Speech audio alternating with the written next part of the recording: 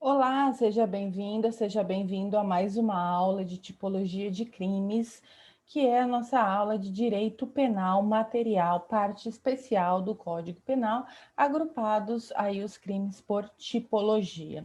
Nós já vimos aqui no estudo dos crimes contra a vida, o crime de homicídio, o crime de auxílio, indução ou instigação a suicídio, e também vimos o crime de infanticídio. Resta-nos agora o estudo do crime de aborto para encerrarmos os crimes contra a vida e ingressarmos nas lesões corporais. Infelizmente, eu havia gravado uma aula já sobre todos os delitos referentes ao abortamento, mais uma introdução ao estudo das lesões corporais, e esse vídeo ficou sem som. Eu posto essas aulas de modo não listado no YouTube e consigo acompanhar quantas pessoas acessaram, porque é fechado para o público. Cerca de 20 pessoas devem ter acessado essa aula, ou seja, nem todo mundo está assistindo às aulas, e quem assistiu não teve sequer a empatia, a gentileza de me avisar que o vídeo estava sem som. De qualquer maneira, eu estou regravando esta aula porque eu cumpro muito eticamente e muito comprometidamente com os meus deveres enquanto professora adjunta da UFPA, mesmo que ninguém assista essas aulas. O meu dever de gravar aulas sobre todo o conteúdo e postar está sendo cumprido. Eu tenho o direito de optar por aulas assíncronas, não sou obrigada a dar aulas síncronas. Tinha até pensado em fazer alguns encontros síncronos, mas vou optar definitivamente pelas aulas assíncronas, e assim estou regravando esta aula e na sequência falarei sobre as lesões corporais. Pois bem, falando dos delitos de aborto, ou melhor, de abortamento. O legislador penal brasileiro, mais uma vez, foi infeliz de acordo com seu desconhecimento das ciências médicas, biomédicas, de saúde e também da língua portuguesa. Pois o aborto, se nós formos procurar o dicionário ou qualquer profissional das áreas de saúde, eles nos dirão que o aborto é o produto da ação de abortamento, ou seja, o produto é aquilo que é expelido pela interrupção forçosa prematura da gestação. Então, seria aquele feto, aquele material genético, aquelas partículas biológicas que são colhidas numa eventual curetagem, aquilo é o aborto. Tá? A conduta de interromper propositadamente a gravidez antes do tempo é abortamento. Então, eu prefiro chamar esses crimes de crimes referentes ao abortamento, porque eu sou uma pessoa que gosto de tratar a língua portuguesa com o devido respeito.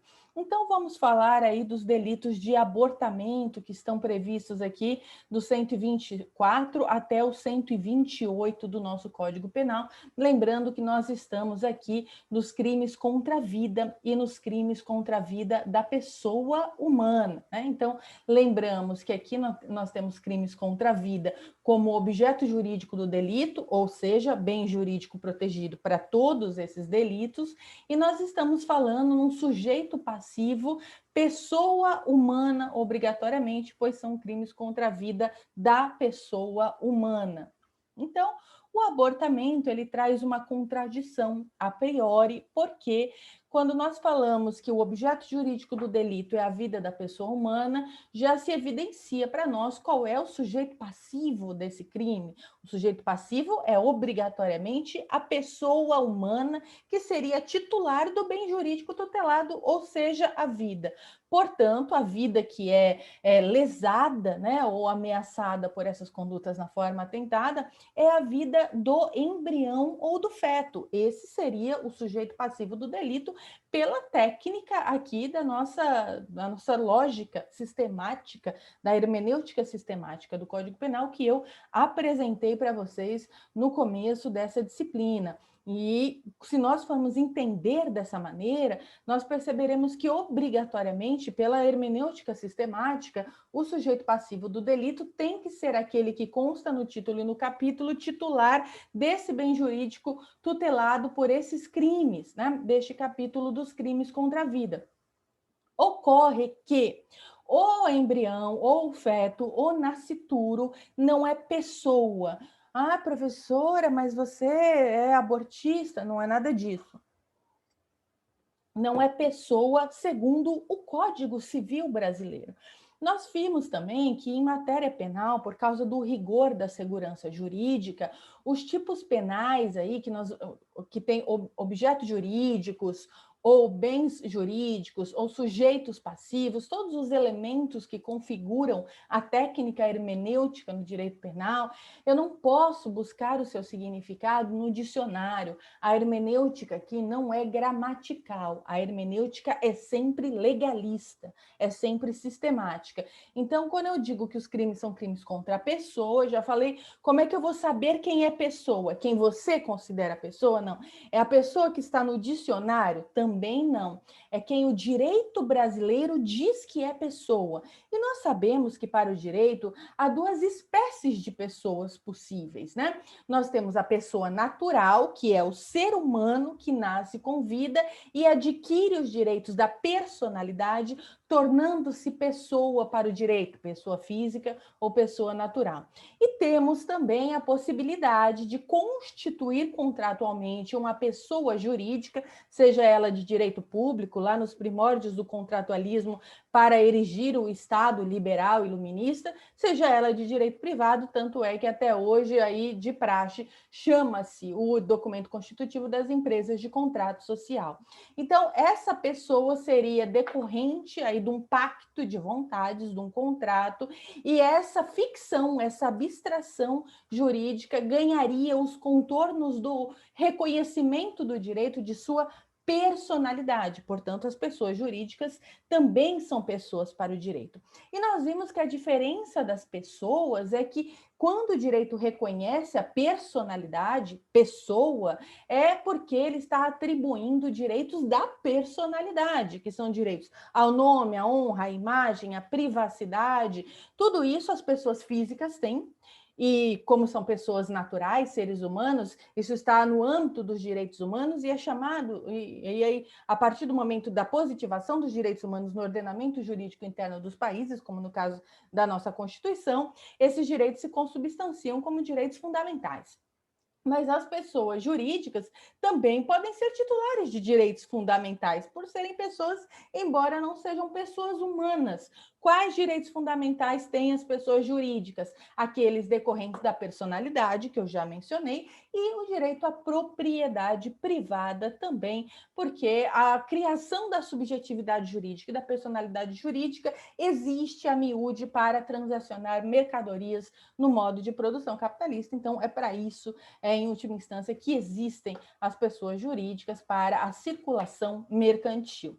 No entanto, né, o feto, o nascituro, aquele embrião, não é considerado pessoa para o direito civil. O Código Civil é muito claro ao nos dizer que o nascituro ele tem uma expectativa dos direitos da personalidade, ou seja, a pessoa física é aquele ser humano que nasce com vida. Então, enquanto não nasceu com vida, não é pessoa para o direito, não tem os direitos da personalidade, né? O que ele tem é uma expectativa de direitos e uma salvaguarda de quais direitos? Patrimoniais, porque é para isso que serve o direito, principalmente o direito civil. E é por isso que as pessoas leigas, né, os nossos conhecidos leigos, acham que a gente está sendo pleonástico quando a gente fala pessoa humana, né? Porque, ora, direitos da pessoa humana, mas toda pessoa não é humana?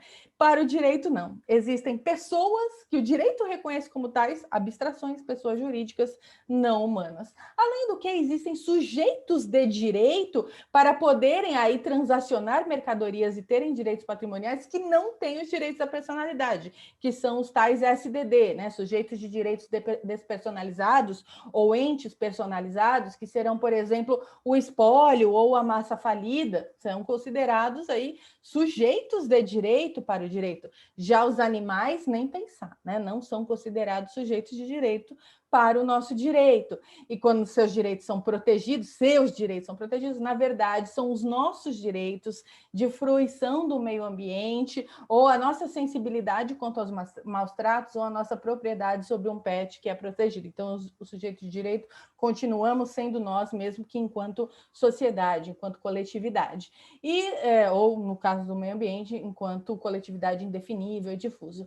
Então, como o nascituro não é sujeito, não é pessoa para o direito, não é pessoa física ainda, não é pessoa natural, porque ainda não goza dos direitos da personalidade, há um desencontro técnico entre as previsões do Código Penal e as previsões da legislação atualizada, Constituição de 88, Código Civil de 2002. Fica forçoso dizer que o feto possa ser sujeito passivo desse delito se a gente for fazer a hermenêutica, né, a técnica hermenêutica, sabendo que nós estamos no título dos crimes contra a pessoa e obrigatoriamente deveria ser um sujeito com personalidade jurídica, aí o titular do bem jurídico afrontado por esses crimes. Inclusive, a pessoa jurídica pode ser vítima desses crimes, do título dos crimes contra a pessoa. Ai, professora, como assim? Obviamente, a pessoa jurídica não vai ser vítima de crimes contra a vida, né, meu bem? Mas ela pode ser vítima de crime contra a honra, porque honra ela tem. Honra é um dos direitos da personalidade. Então, há um desencontro técnico que torna forçoso dizer que o feto ou nascituro é o sujeito passivo desse delito. Há doutrinadores que, por isso, sustentam que o sujeito passivo seria o próprio Estado, que quer preservar a ordem e proteger o bem jurídico vida, mas isso estaria fora da técnica. Assim como dizer que a sociedade é um sujeito passivo desse delito, porque o delito de abortamento choca toda a sociedade por sua crueldade contra a vida desses bebezinhos, né? Quando vem aquelas manifestações contra o aborto, são sempre uns bebês fofinhos, assim, dormindo, que estão sendo assassinados, né? Claro que se mistura um sensacionalismo com uma profunda ignorância de quais são os estágios da gestação e qual é o desenvolvimento de um embrião, mesmo que seja um embrião humano. Então, nós sabemos aí que há um problema técnico, mas que há uma forçação aí para que seja o feto sujeito passivo, porque dizer ao Estado, à sociedade, é absolutamente impróprio do ponto de vista técnico e chocante do ponto de vista dos direitos humanos, em que há um acúmulo de direitos humanos desde a Declaração Universal de 48, que vem alcançando todos os países, a partir de vários documentos de direitos humanos específicos de gênero para a mulher e de liberdade e direito sobre o seu próprio corpo, de modo que dizer que o sujeito passivo seria o Estado ou a sociedade seria deixar escancarado que o Estado e a sociedade se sentem proprietários dos corpos femininos, dos úteros das mulheres, porque os corpos das mulheres seriam apenas fábricas de novos seres humanos, preferencialmente masculinos, né? Então é por isso que a mulher seria só um meio, um instrumento para a geração de outros sujeitos plenos, homens. E daí, porque a vida do feto é tão superior a uma vida em potencial, em desenvolvimento, aí muito incipiente, é tratada de maneira superior a uma vida humana que já está em curso, que é a vida de uma mulher, né? Mesmo quando é uma criança, é tratada com extrema violência por aqueles que se dizem defensores e defensoras da vida. Então, pois bem, nós temos aí esse delito com essa impropriedade técnica já de pronto, mas assim ele ainda é esse cancro no nosso ordenamento jurídico absolutamente atrasado e continua com essas previsões, né? E aí eu tenho três condutas diferentes, aquela que é praticada pela própria gestante ou na segunda parte com o seu consentimento, e temos a conduta de terceiro, que pode ser com ou sem o consentimento da gestante. Vamos avaliar cada uma delas, né? Então, artigo 124, provocar aborto em si mesma ou consentir que outrem lhe o provoque. O nome em iuris desse delito é aborto provocado pela gestante ou com o seu consentimento, porque o tipo penal se divide em duas partes. Já falamos bastante sobre o sujeito passivo desse delito, então anote aí, é considerado feto, apesar de ele não ser pessoa para o direito brasileiro, há uma forçação técnica para possibilidade de continuidade desses crimes no nosso ordenamento, dizendo que, embora não sejam pessoas, são sujeitos de direito, porque são seres humanos, vida humana em potencial, e eles têm o bem jurídico vida, sim, que está tutelado por essas normas penais. O que eles não têm ainda são os direitos da personalidade, mas o direito à vida eles têm, e também o potencial direito de propriedade, que também é protegido. Então, vamos ver o sujeito ativo deste delito para a figura do 124. Veja que a primeira parte do caput do 124 é provocar o aborto em si mesma. Então, é só a pessoa que está gestante que pode cometer essa conduta. Portanto, quanto ao sujeito ativo, é um crime próprio, né? Exige uma circunstância específica do agente, ou da agente, no caso, que será uma mulher, pelo menos biologicamente, pode também ser um homem trans que ainda tem o útero e os ovários preservados. Nós temos aí, portanto, um crime mais do que próprio, um crime de mão própria. E eu gosto dessa diferenciação porque o crime próprio, em geral, é aquele que exige uma circunstância peculiar do agente e pode ser, inclusive, uma circunstância transitória, como os crimes praticados por funcionário público. Mas o crime de mão própria é aquele personalíssimo, também assim chamado, que exige uma característica inerente ao agente. E a característica da maternidade é uma característica inerente, né? Então, mesmo que a pessoa interrompa a gestação, uma vez gestante, né, sempre houve essa gestação que marca toda a vida da mulher. De qualquer forma, essas diferenças conceituais entre crime próprio e crime de mão própria são filigranas, não fazem diferença para a tipificação do delito e para a sua configuração. Então, anote aí, quanto ao sujeito ativo, o crime é próprio, exige circunstância peculiar do agente, tá bem? Quanto ao objeto jurídico, é a vida. Precisamos discutir também sobre essa questão. Por que, professora, a vida humana não é óbvia? Não, não é óbvia, porque nós precisamos saber, principalmente para os delitos referentes ao abortamento, quando começa a vida humana, ou seja, em que momento esta vida potencial começa a ser protegida pelo nosso sistema jurídico penal. E nós entendemos aqui que o direito brasileiro adotou o critério da nidação. Então, para o direito brasileiro, anote aí, a vida começa com a nidação. De onde o direito brasileiro tirou esse critério?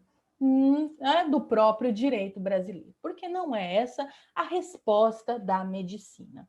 Odiernamente, a comunidade médica se divide em dois posicionamentos que são majoritários aí. Há os médicos e as médicas que dizem que a vida começa com a concepção, então, com a formação zigótica, começaria a vida a partir do momento, então, que o óvulo, né, alcança o espermatozoide, e aí o núcleo do espermatozoide ingressa no óvulo, ele perde a cauda, nós temos um zigoto, né, que é aquele produto da fecundação. Quando esse zigoto começa a fazer a sua divisão celular, ele se torna um embrião. Então, desde a primeira formação zigótica e o primeiro estágio embrionário, nós já teríamos o começo da vida. É isso que defendem também as religiões que se miscuem tanto nessas questões de abortamento, esquecendo que o Estado brasileiro deve ser laico e que, quando se discute a questão do aborto, né, muita gente faz a pergunta do jeito errado, né, faz a pergunta assim, você é a favor do aborto? Aí, né, quem responde uma coisa como essa? Claro que nenhum ser humano, em sã consciência, é a favor do aborto. Toda pessoa é contra o aborto, a não ser que seja um monstro, uma pessoa imoral. É óbvio que todo ser humano é contra o aborto. A pergunta está mal colocada. A pergunta que deveria ser feita é: você é a favor da descriminalização do aborto? Aí sim, aí é muito diferente, né? Porque você é a favor da descriminalização do aborto? Eu sou, porque eu acho que não é questão de tratar como uma questão criminológica, de política criminal, um problema que é um problema de acesso aos direitos reprodutivos, a capacidade de fazer planejamento familiar, de acesso aos meios contraceptivos, e um problema de saúde pública não deve ser tratado como delito, né? Além do que é uma afronta aos direitos da mulher. E não, o abortamento jamais deve ser tratado como método contraceptivo. Isso seria um absurdo. Para isso, eu indico um documentário chamado O Aborto dos Outros, que é muito brilhante, da Carla Gallo, que mostra o sofrimento das mulheres que se submetem a essas técnicas, seja por qual for o motivo, né? E o quanto é doloroso para elas. Não é assim, fui lá e fiz um aborto, saí linda, tá tudo bem, ai, me livrei daquele bebê, como se fosse, né, uma coisa simples, como tomar uma pílula. Mas o aborto não é método contraceptivo, né? Ele é um último caso gravíssimo, invasivo, mas que, se não for feito com os devidos cuidados e assistência médica, leva ao óbito, né, de todas essas mulheres que procuram desesperadamente por essa via. Então, é claro que, quando se fala em descriminalização, se fala concomitantemente em políticas públicas para evitar gravidezes indesejadas e não chegar na culminância do aborto. Mas, se precisar chegar na culminância da prática abortiva, que ela seja feita com toda a assistência de saúde possível, né? E tudo isso justamente para preservar a integridade das mulheres, os seus direitos fundamentais, né? E para aí, inclusive, fomentar políticas públicas de planejamento familiar para que as gravidezes indesejadas não mais aconteçam. No entanto, as pessoas que dizem que são defensoras da vida, que são religiosas, dizem que é porque Deus, a vida só pertence a Deus, a partir do momento em que a pessoa concebeu, então aquela vida está abençoada por Deus, não pertence a mais ninguém interromper aquela vida. Mas esquecem que, quando nós temos uma crença religiosa, nós não podemos impor a nossa crença religiosa a todas as outras pessoas. Isso é uma afronta também aos direitos humanos e aos direitos fundamentais. Então, se eu tenho uma determinada religião que me faz crer que aquela vida foi abençoada por Deus e só Deus pode interrompê-la, como no caso das religiões católicas e protestantes diversas, ou mesmo outras religiões cristãs, como o espiritismo kardecista, que acredita que aquele espírito precisa reencarnar e que eu aceitei essa missão de receber aquele espírito, por exemplo, como mãe. Se eu tenho essa crença, caso eu venha ficar gestante, eu jamais optarei pelo abortamento, porque eu tenho essa crença. Mas eu querer impor a minha crença como uma verdade para criminalizar condutas de todas as pessoas, qualquer que seja a sua crença, sua realidade, seu sofrimento, isso é uma violência e isso é um fundamentalismo religioso. Fundamentalismo religioso é toda vez que eu acho que a minha religião é a verdade absoluta e não apenas uma profissão de fé, uma escolha para a minha vida. Eu acho que a minha verdade tem que ser imposta a todas as pessoas, ainda que violentamente, ainda que ao arrepio dos seus direitos humanos, dos seus direitos fundamentais. Isso é muito grave, mas é aí o que mais se vê em todos os ambientes, aqui no Brasil, principalmente, e outros países congêneres, e é por isso que é tão difícil debater essas pautas com a sociedade brasileira. Então, esses delitos continuam aí, nós temos a DPF discutindo, uma DPF recentemente proposta pelo Partido Socialismo e Liberdade, que está com a relatoria da ministra Rosa Weber, que já convocou audiências públicas para essa discussão, e está em andamento, está sob apreciação, tá bem? Então, o objeto jurídico, vida, é considerado o momento da nidação, o início da vida para o direito brasileiro, ou seja, todas essas pessoas religiosas que acham que a vida pertence a Deus, que a vida começa com a fecundação, essas pessoas acham, se estão lutando aí contra a descriminalização do aborto, tem que rever a sua luta e lutar para que a criminalização do aborto seja feita desde a concepção, porque não é assim também que o direito brasileiro funciona. E os médicos e médicas que aderem a essa perspectiva são os médicos e médicas que são aí fundamentalistas religiosos, porque não é o fato da pessoa ter um diploma de medicina que faz com que ela deixe de ser um ser humano e possa ter valores e crenças, né? E esses médicos e médicas defendem que a vida começa assim com a concepção, então você vai encontrar posicionamentos e documentos, inclusive de coletivos de médicos e médicas nesse sentido. Um outro posicionamento médico que é bastante visto aí em vários espaços e hoje é majoritário na ciência, naqueles médicos e médicas que se pautam pela ciência, é que o critério para o início da vida deveria ser o mesmo critério para o fim da vida. Por que isso? Porque cientificamente não se pode fazer uma afirmação categórica, porque vocês sabem que as ciências naturais trabalham com provas, né, e não com convicções.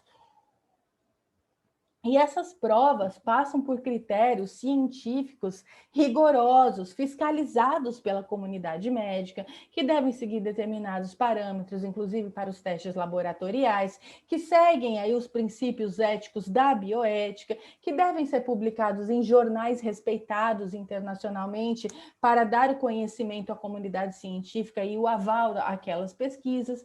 Então, hoje em dia, não se tem ainda um critério determinante que toda a comunidade médica possa afirmar como verdadeiro para o início da vida. Então, esse outro coletivo de médicos e médicas que é apegado à ciência, né, e acredita que a melhor solução é um critério racional e científico, acredita que a vida deve ser considerada inicial a partir do momento da formação do córtex cerebral. Por que isso? Porque quando termina a vida humana? A vida humana, de fato, termina quando param de funcionar o coração e o pulmão. Então, é o fim da atividade cardiorrespiratória que determina a morte em caráter definitivo. Parou de respirar, coração parou de bater, a pessoa está morta. Ocorre que se nós adotássemos esse critério para o fim da vida, não seria possível fazer transplante de órgãos e tecidos, porque se eu parei de respirar, deixa de oxigenar todas as minhas células e aqueles órgãos e tecidos ficam imprestáveis, porque ficam órgãos e tecidos mortos, com células mortas e não podem mais ser transplantados, deixam de ser irrigados pela corrente sanguínea e deixam de ser oxigenados. E aí, num caráter utilitarista e para estabelecer um critério científico razoável, a comunidade médica adotou que a morte se decreta no momento aí, se declara a morte no momento da morte cerebral.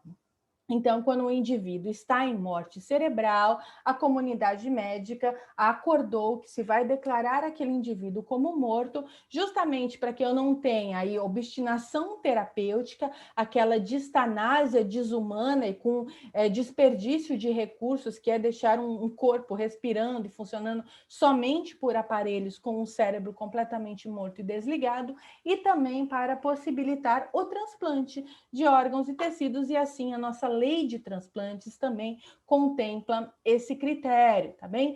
E se esse é o critério, acaba a vida humana quando o cérebro para de funcionar, o inverso também seria verdadeiro, e tem médicos famosos como Drauzio Varela que defendem isso. Então a vida começaria quando se forma o córtex cerebral, quando eu tenho a primeira formação de cérebro, não é o cérebro plenamente formado, não, viu, gente? A primeira formaçãozinha de cérebro determinaria o início da vida, porque a partir dali é sim uma vida humana em potencial, e a partir daquele. E isso só ocorre a partir mais ou menos da 9ª semana, e precisa estar no útero materno, então um mero embrião fora do útero não seria considerado vida humana, e ali sim estaria uma vida humana, e a partir daí deveria, claro, ser crime de abortamento. E todos os coletivos feministas que defendem a descriminalização do abortamento também adotam esse critério, que não é em qualquer estágio da gestação que deveria ser possível interromper a gravidez sem responsabilização criminal, mas também somente a partir da formação do córtex cerebral. Só para vocês se inteirarem, se informarem a esse respeito, tá bem? Só que o nosso direito não adota nem o critério da fecundação, da formação zigótica, nem o critério da formação do córtex cerebral. Nossos legisladores inventaram, nossa doutrina, nossa jurisprudência, a bem dizer, inventaram um critério que não está consignado em documento médico nenhum, que é o critério da anidação.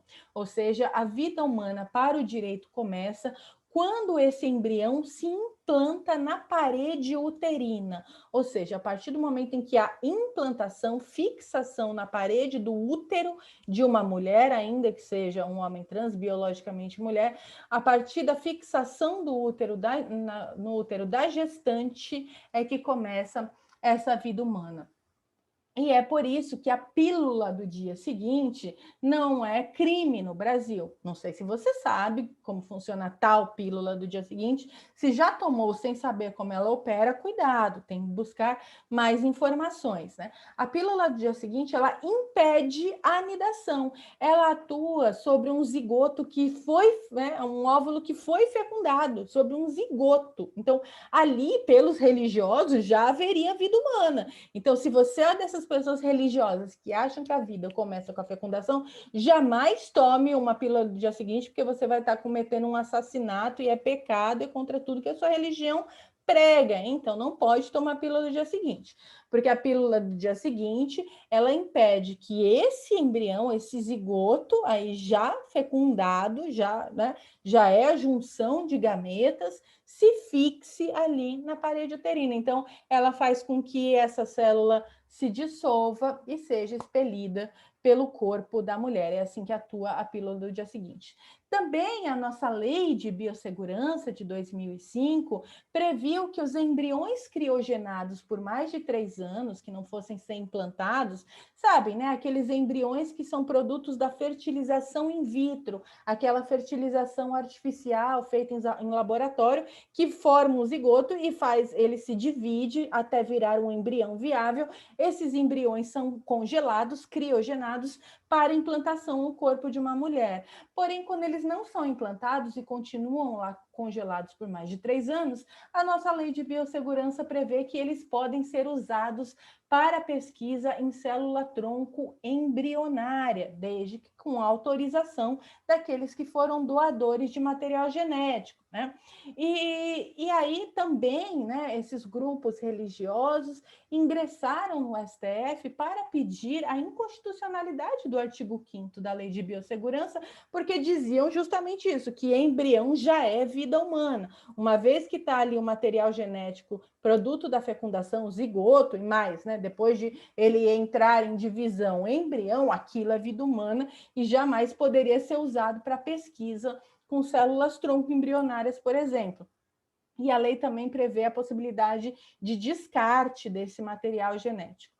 O STF se posicionou dizendo que claramente esse dispositivo é constitucional, porque ali não há vida humana, né? Não há vida humana viável, não há vida humana potencial, só se considera vida humana viável potencial quando está dentro do corpo de uma mulher, dentro de um útero materno, aí, dentro de um corpo de uma gestante, por assim dizer. Então, o direito brasileiro já deixou claro, e nossos tribunais, inclusive o STF, que a vida começa com a nidação e a partir daí é que a vida humana é protegida. Essa DPF que está mencionada aí ao lado do dispositivo, a 54, é aquela que se refere ao abortamento de feto anencefálico, né? Então, é aquela que se refere aqui, né, de diversas ADIs, ADC, ADO, ADPF, é aquela que se refere ao feto com anencefalia. Para isso, eu recomendo um outro documentário magnífico que se chama Uma História Severina, é a história de um casal, é bastante pobre, que quer ter um filho, quer ter esse bebê, mas ele é diagnosticado com anencefalia. E o documentário mostra o sofrimento de uma mãe que vai ter que levar uma gestação a cabo para parir um cadáver, do sofrimento de um pai, né, que tem que correr atrás aí de toda essa burocracia para conseguir autorização para a interrupção dessa gestação, para que a sua esposa não sofra essa violência. Então, é um documentário muito, muito tocante, muito difícil de assistir, então se você não estiver muito bem, não assista, mas é belíssimo para a gente entender E o documentário fala justamente sobre a liminar que autorizou a interrupção e a cassação da liminar, porque essa mulher foi internada mediante liminar, só que foi cassada a liminar quando ela ia fazer o procedimento, ela teve que voltar para casa e não teve como escapar dessa violência, e o seu bebezinho nasce sem cérebro, e aí o único documento que ele tem é a certidão de óbito, não tem nem certidão de nascimento, a única roupinha que os pais compram para ele é a do enterro, né? Não vai comprar um berço, vai comprar um caixãozinho. Tudo isso muito violento, mas finalmente o STF decidiu pela descriminalização, um avanço na nossa sociedade. Tá bem? Então, passados essas questões fundamentais, para a primeira parte, nós vimos que, quanto ao sujeito ativo, o crime é próprio, né? E quanto ao sujeito passivo, nós tratamos aí como o feto. A conduta é provocar aborto em si mesma, pode ser feito mediante várias práticas, ingestão de medicamentos, chá, ervas, introdução de medicamentos no canal vaginal, introdução de objetos pontiagudos, uma série de técnicas assustadoras que as mulheres usam e muitas acabam morrendo justamente por isso, dado seu desespero para interromper essa gestação. Ou, na segunda parte, continua sendo um crime próprio, porque é só essa gestante que pode consentir, mas também a mesma figura típica quando ela não toma nenhum ato concreto para interromper essa gestação, mas fica passiva, consentindo que outra pessoa empreenda alguma técnica abortiva sobre o seu corpo. Então, para essa segunda parte, eu sempre vou ter uma combinação com o 126. Então, toda vez que a gestante cometer o crime do 124, segunda parte, é porque alguém cometeu o crime do 126, provocar aborto com o consentimento da gestante, pena reclusão de 1 a 4 anos, tá bem? E aí pode ser que seja médico, parteiro, amigo, companheiro, qualquer pessoa, tá?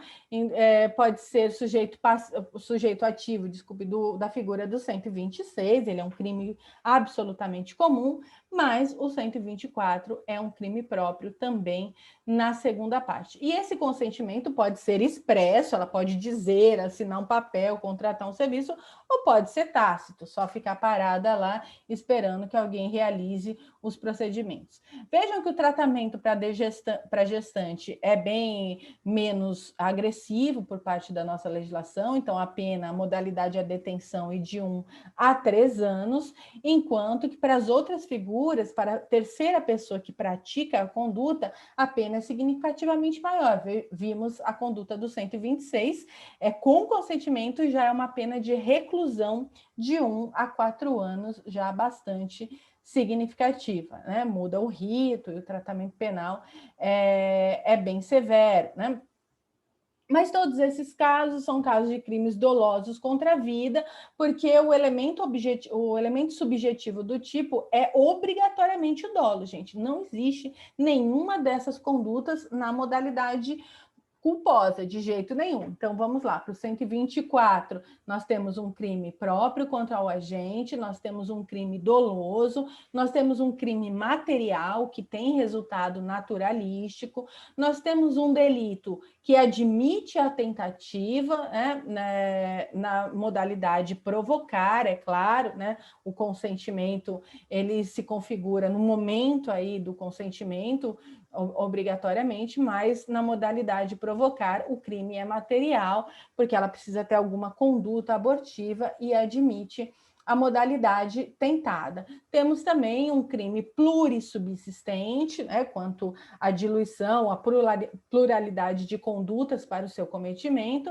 mas é um crime unissubjetivo, cometido por uma única pessoa, que é a gestante. Admite coautoria e participação? Não admite coautoria e participação, anote aí a figura do 124, porque o coautor, aí, ou partícipe, essa terceira pessoa que participa de alguma forma, responde pela conduta do 126, porque se realizar atos concretos é autor do tipo do 126, e se incentivar moralmente, ficar ali dando apoio, é partícipe no crime do artigo 126 também, tá bom? Então, nós temos essas duas modalidades, vamos avaliar o 126, as mesmas coisas, né? Obrigatoriamente provocar uma conduta ativa, então nós temos crimes de ação, obrigatoriamente aqui, né? Enquanto que no 124, consentir pode ser comissivo por omissão, pode ser um crime omissivo, se o consentimento for tácito, mas o 126, em qualquer modalidade, sempre será um crime aqui comissivo, obrigatoriamente um crime de ação. Também um crime imaterial, é um crime de resultado, admite a modalidade tentada, porque é um crime doloso, de resultado e plurissubsistente, tá bem? É um crime comum, essa é a diferença principal, e o tratamento penal é mais severo. Objeto jurídico é o mesmo, sujeito passivo também. Vamos ver o 125, que é o crime mais grave de todos, que é provocar o aborto sem o consentimento da gestante. Aqui a reclusão já vai de 3 a 10 anos. Os mesmos características, né? É um crime doloso, é um crime comum, qualquer pessoa pode praticá-lo, é um crime plurissubsistente, é um crime unissubjetivo, admite coautoria e participação, é um crime naturalístico aí de resultado, admite resultado material para essa conduta.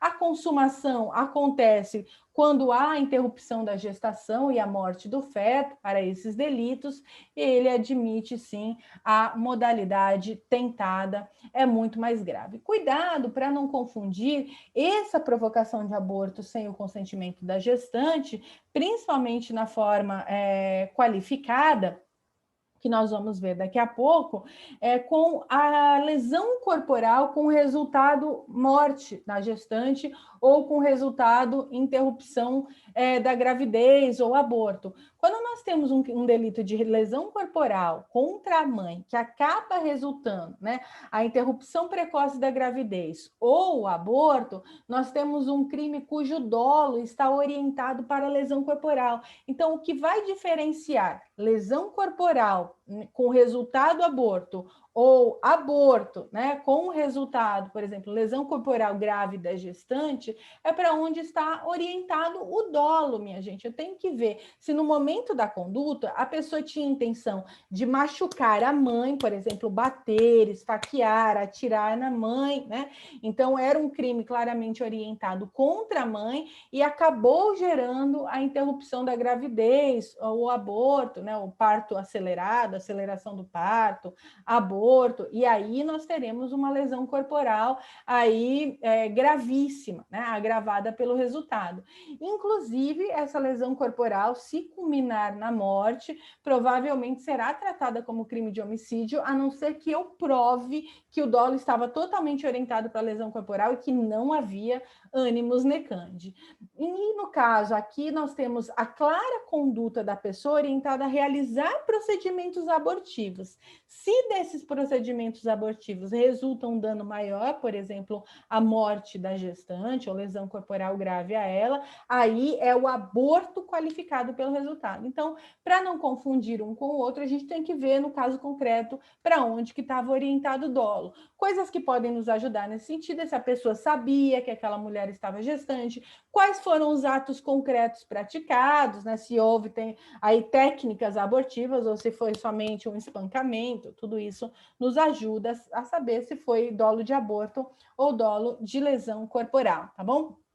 Parágrafo único, aplica-se a pena do artigo anterior se a gestante não é maior de 14 anos ou alienada ou débil mental, ou se o consentimento é obtido mediante fraude, grave ameaça ou violência. O parágrafo único trata aí do consentimento viciado para o artigo 126. Se ficar provado que o consentimento for viciado, então não é o caso do crime do 126, é como se fosse um aborto sem consentimento da gestante. É o crime do 125, a pessoa responde pelas penas do crime do artigo 125, tá bem? E essas hipóteses são a presunção de incapacidade de consentir etária, e nós sabemos que o nosso Código Penal sempre adota esse critério etário dos 14 anos, é uma uma presunção ex lege, né, por lei, iure é de iure, e nenhum juiz pode mitigar essa presunção. É um absurdo, é um desvirtuamento da teleologia da norma penal. Menor de 14 anos não consente, portanto, responderia o terceiro pelo crime do artigo 125. Alienado ou débil mental são terminologias arcaicas, atrasadas, absurdas, contra os direitos humanos usadas pela nossa legislação, que ainda não foram atualizadas, né, dos tempos em que se praticava lobotomia, por exemplo, em pacientes psiquiátricos. E não se usa mais essas terminologias, a gente usa terminologias aí referentes às patologias clínicas diagnosticadas com CID decorrentes de doenças psiquiátricas. Então, diremos que se a pessoa é portadora de alguma doença psiquiátrica diagnosticada, o seu consentimento também será presumido como viciado. Assim como aquele obtido mediante fraude, grave ameaça, violência, obviamente há vício de consentimento e a pessoa responde pelas penas do 125 e não do 126, que é uma forma mais branda, porque é com consentimento. Forma qualificada, 127. As penas combinadas nos dois artigos anteriores são aumentadas de 1/3 se, em consequência do aborto ou dos meios empregados para provocá-lo, a gestante sofre lesão corporal de natureza grave. Nós veremos a lesão corporal de natureza grave nos parágrafos 1º e 2º do artigo 129. Então, a consequência para a gestante tem que estar lá no rol do parágrafo 1º ou do parágrafo 2º do 129, tá vendo? Incapacidade para ocupações, perigo de vida, aí enfermidade incurável, deformidade permanente, tá? Aqui, claro que excluindo a aceleração do parto e aborto, porque esse já era o dolo primário do agente. Mas se outra dessas consequências resulta para a gestante, previstas nos parágrafos 1º e 2º do artigo 129, responde aqui a pessoa com a pena aumentada de 1/3. E são duplicadas as penas se por qualquer dessas causas sobrevém a morte da gestante. Então, vamos lá. Se é provocado o aborto sem o consentimento, a pena em abstrato vai de 6 a 20 anos. E se é provocado o aborto com consentimento e a gestante morre, a pena em abstrato vai de 2 a 8 anos, tá bem? As penas em abstrato já são duplicadas, mas o juiz que vai verificar isso no momento da dosimetria de pena, aferindo aqui a conduta para aplicar o que o legislador chamou de forma qualificada. Ele está dizendo para nós que criou um tipo autônomo, porque o preceito secundário, as penas são diferenciadas, mas há controvérsias. E aí vem novamente o 128, mencionando a DPF 54, porque o 128 é a exclusão especial de ilicitude para esses delitos, tá bem? Muitos autores, muitos doutrinadores dizem que aqui haveria uma exclusão de punibilidade ou de culpabilidade, e essa seria a melhor hermenêutica na técnica penal, com a qual eu concordo, porque o legislador diz: não se pune o aborto praticado por médico quando, ou seja, se ele quisesse criar uma excludente de ilicitude, ele diria: não é crime o aborto quando, mas ele está dizendo que é impunível, né? Então, embora seja aí típico e ilícito, não é punível esse delito, ele está excluindo a culpabilidade e a punibilidade para essas hipóteses. É uma causa especial de exclusão da punibilidade e da culpabilidade, porque está na parte especial, né? As causas gerais estão lá na parte geral. E aí, hoje em dia, são 3 hipóteses, né? A primeira é se as práticas de abortamento são praticadas por médico, e aí, com esse médico, que também é um preconceito, um atraso do legislador, primeiro, como se todo médico, todo profissional da medicina fosse um médico, né? Fosse homem. Não, é claro que é um médico e a médica deveria ser profissional médico, profissional da medicina, é óbvio que são médicos e médicas, porque mulheres também são médicas neste país.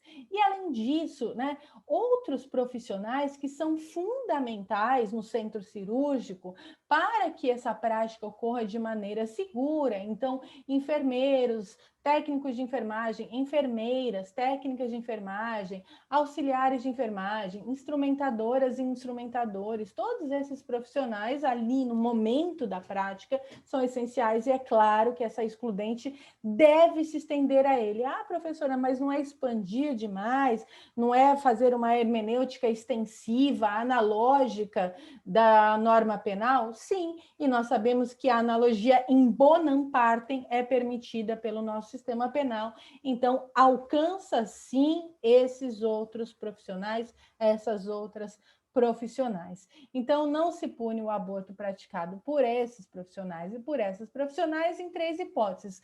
Quando há diagnóstico definitivo de anencefalia, vide a DPF 54. Quando não há outro meio de salvar a vida da gestante, que aqui o legislador chamou de aborto necessário, porque para salvar a vida da gestante, da mãe, se sacrifica essa outra vida, seria uma espécie aqui de estado de necessidade, mas aqui com essa previsão especial. Por isso, quando diz que não se pune, nós estamos tratando como excludente de punibilidade. Se tratássemos meramente como um estado de necessidade lá na parte geral, estaríamos tratando como uma excludente de licitude, mas isso não iria colar nos tribunais brasileiros, dado o conservadorismo, daí a importância dessa tipificação específica, essa norma do 128, que é uma norma penal permissiva, aquela que exclui a proibição das normas penais estrito sensu, que são proibitivas.